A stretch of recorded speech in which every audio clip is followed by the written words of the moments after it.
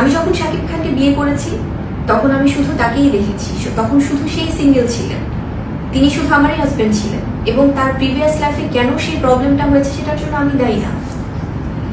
কারণ আমি যখন আমার তার সাথে বিয়ে হয়েছে তখন সে অলরেডি ডিভোর্সড। আমি যে মানুষটাকে বিয়ে করেছি, যে মানুষটাকে বিশ্বাস করেছি, যে মানুষটাকে ভালোবেসেছি, সে যখন আমার কাছে এসছে বা তাকে যখন আমি দেখেছি, এটা একটা ভালোবাসা ছিল, একটা রেসপেক্ট ছিল। তখন তো সে শুধুমাত্র আমার হাজবেন্ডই ছিল, আমি তাকে সিঙ্গেলই দেখেছি, তখন তো আশেপাশে কোনো কিছু আমি দেখিনি। আর দেখলেও তো আমার প্রশ্নই ওঠে না সেই জায়গাটাতে যাওয়ার বা ইনভলভ হওয়ার। এখন হয়তো বা অনেকে শাক দিয়ে মাছ ঢাকার জন্য হয়তো অনেকেই আগে থেকে বলে না যে ঠাকুর ঘরে কে রে, আমি তো কলা খাইনি, হয়তো তাদের জায়গা থেকে অনেকে ভাবছে যে নিজে থেকে কোনো অভিযোগ করলে হয়তো বা তাদের জায়গাটা ক্লিয়ার হয়ে যাবে। So it's not like that. অকপটে বলে গেলেন বুবলি, বললেন শাকিব খান যে বিবাহিত সেটা আমি জানতাম না, যদি জানতাম আমি শাকিবকে বিয়ে করতাম না। অথচ বাংলাদেশের প্রতিটা মানুষ জানে 2017 সালে অপু বিশ্বাস তার ছেলে জয়কে নিয়ে একটি টেলিভিশনে গিয়ে অনেক কান্নাকাটি করেছে। সবার মনেই একটি প্রশ্ন এখনো ঘুরপাক খায়, বুবলি সবকিছু জেনেও কেন বিয়ে করলো শাকিবকে। একটা কথা হচ্ছে যে আমারও প্রশ্ন যে ওনাকে ওনার ফুল ফ্যামিলি শুদ্ধ মনে হচ্ছে আমাদের সাথে অ্যাটাক শুরু করে দিয়েছে, ফুল ফ্যামিলি শুদ্ধ। যে ব্যাপারটা মানে কোনো বন্ধু আসে, তুমি বলো আমাকে, আমারও তো বোন আছে, আমার ভাই আছে, আমার আরো অন্যান্য অনেক 10টা কাজিন আছে, তাদের ইচ্ছাই হয় না ক্যামেরার সামনে একটা মুখ লুকায় আমার বোনকে যে সেলফি, এই তোরা নায়িকা মানুষ, তোদের প্রফেশন কর, মানে ওরা চায় না ভাই আমরা নতুন করে আবার স্টার্ট হবে, মানে ওরা গ্রিডি না যে আমার টাকা ইনকাম করতে হবে। ফুল একদম মনে হচ্ছে আদা লবণ খেয়ে যুদ্ধে নেমে গেছে। এই মর্দালা দাঁড়া, আমি তুই নাই তো আমি আছি, আমি নাই তো তুই আসছি, ব্যাপারটা হচ্ছে এরকম। দাঁড়া তুই চুপ হইছিস, আমি দেখতে আসছি ব্যাপারটা। মানে যুদ্ধে নেমে গেছে, কি আর বলবে। তারপরে হচ্ছে গিয়ে উনি বলে যে হচ্ছে গিয়ে এইরকম কি বলে শালীনতা, অমুক তমুক, এই সেই শালীনতা, মানে শালীনতাটা কি বোঝাইতে চাইছে। এবং মানে ওনাদের টার্গেটটা যেমন এই যে আমরা যদি বলি মানে আমার বাচ্চার বাবার ফ্যামিলি যদি আমরা বলি, ওরাও কিন্তু কখনো কোনো সময়ের জন্য কোনো ক্যামেরা ফেস করতে চায় না, কারণ ওদের তো টাকা পয়সার দরকার নাই বা ওদের তো 2-4টা কাজ পাইতে হবে না, ওরা ফ্যামিলি জায়গায় থাকে। কিন্তু তারে ক্যাশ করে এবং মাঝে মাঝে যখন রিচ কমে যায় তখন বাচ্চাকেও ইউজ করে, পেজের রিচ কমে গেলে তখন বাচ্চা নাচ গান কত কি দিয়ে ইউজ করে। সবকিছু থেকে নিজেকে মুক্ত করতে ইচ্ছে করে না। বিশ্বাস করো মাহা, আমি অতিষ্ঠ অধৈর্য, আমার মনে হচ্ছে সিনেমা থেকে বের হয়ে গেছি আমরা যে একটা ইন্ডাস্ট্রির মানুষ বের হয়ে গেছি 2016 সালে। কেন মানে মাঝে মাঝে মনে হয় যে কেন 2016 সালটা আমার লাইফে, মানে আমি এই ডিসিশনটা নিয়ে আমি কেন থাকলাম না, মানে বিরক্ত, অধৈর্য, অতিষ্ঠ হয়ে গেছে একদম মন থেকে প্রাণ থেকে মানুষের জায়গা থেকে। বললাম যে এই যে নাটক, এই যে ফোকাস খেলা, এই যে তোমার সত্য খেলা, মিথ্যা খেলা, দেখা খেলা, তারপরে হচ্ছে প্রেজেন্ট খেলা, অতিষ্ঠ। মানে এটা কোন ভাষায় বললে সেটা দর্শক থেকে শুরু করে হেটার্সরা অব্দি বিশ্বাস করবে, মানে পুরো অতিষ্ঠ হয়ে গেছে। মানে এটার আসলেই মুক্তি কি? আমরা দোয়া করি অপু বিশ্বাসের জীবন থেকে আমি আজকে মানে আমি স্ক্রিনে বলতে চাই যে আল্লাহ তাআলার কাছে আমি সত্যি মানত করি, এই যে শুরু হয়েছে, আল্লাহ মুক্তি দাও, প্লিজ মুক্তি দাও আল্লাহ। আল্লাহর কাছে একদম বলি যে আল্লাহ যদি কোনোদিন একটা পবিত্র কোনো কাজ করে থাকি, আল্লাহর কাছে আমি একদম দোয়া চাই, 2 হাত তুলে মুক্তি দাও।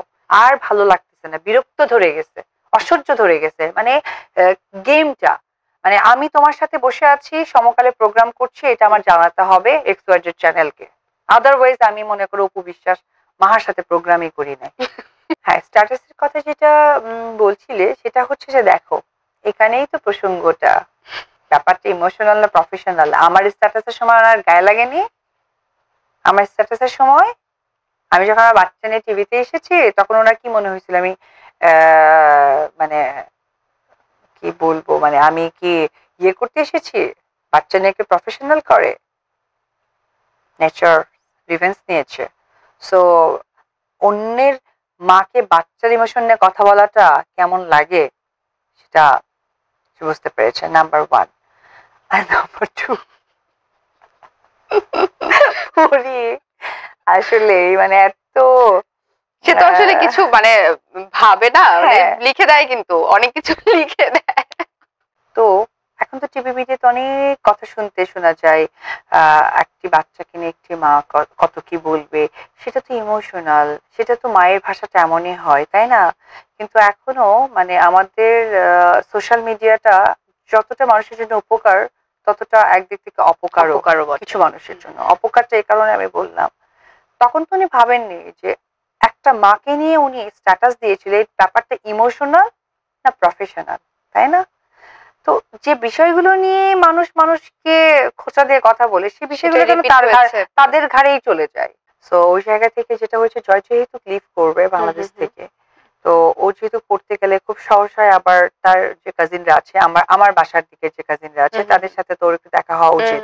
আর আমার ফ্যামিলি ম্যাক্সিমাম ইন্ডিয়াতে থাকে, তো ওই জায়গা থেকে আসলে তাদের সাথে একটা বলা চলে যে ভাই বোনদের মধ্যে একটা দেখা, মানে বন্ডিং এর জন্য আসলে যাওয়া। তো ওই প্ল্যানিং থেকে আমার বোন বলছিল, আমার আরো ফ্যামিলি মেম্বার্সরা বলছিল যে একটা তাহলে প্ল্যানিং করা হোক। তারপরে আমি ঠিক আছে, সো একটা কমফোর্টেবলি সময় দেখে মিউচুয়ালি, ওদেরও টাইম আমাদেরও টাইম, বাচ্চাদের ওদেরও স্কুল বন্ধ, সবকিছু মিলে আসলে টাইমিংটা করা। ট্রাস্ট মি, মানে একদমই ইচ্ছে করে না। হ্যাঁ, এখন প্রশ্ন, বাচ্চা নিয়ে কেন আসলে? এটা বাচ্চার জন্য এসেছি, নট উপবিশ্বাসের জন্য। তো জানা হয়ে গেছে, তারপরে ইচ্ছে নাই। বাচ্চার ভালো লাগাগুলো শেয়ার করতাম, বাট এটাকে একটা সময় ক্যাশ করে নিয়েছিল, এবং সেটা এখনো রানিং, চলমান, মানে এই প্রোগ্রাম চলমান, বিরক্তকর লাগে। এনিওয়েজ, তো একাকিত্ব হয়েছিল যখন মা আমাকে ছেড়ে চলে গেছে। ওইটা মনে হচ্ছে আমার পৃথিবীর সবচেয়ে কষ্টের দিন ছিল, কারণ মা আমার কাছে এমন একটা পার্ট ছিল যে আমার ভালো মন্দ সবকিছু, মানে মার ডিসিশন, মানে মা যদি বলে যে তুই আগুনে ঝাঁপ দে, তো মনে হচ্ছে যে না, এটা আমার জন্য বেটার, সো আমি সেটাই করব। তো মা যাওয়ার পর একাকিত্ব মনে হয়েছে, বাট সামটাইম আমার ছেলে এখন বলে সে নাকি আমার মা, সে নাকি আমার বাবা, সবকিছু।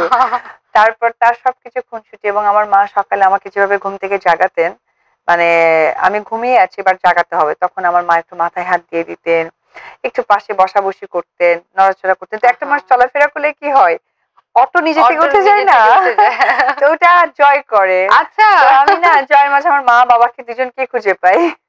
খুব ভালো বন্ধু। আমার আসলে ওইরকম স্পেসিফিক কোনো বন্ধু নেই, বা ওইরকম শত্রু কেউ নেই, সকলেই আমার খুবই পছন্দের, অত্যন্ত সম্মানের, বড়রা আমার রেসপেক্টের জায়গা, ছোটরা আমার স্নেহের, এবং আমিও ঠিক তেমন বড়দের কাছে ওই ভালোবাসার মানুষটি।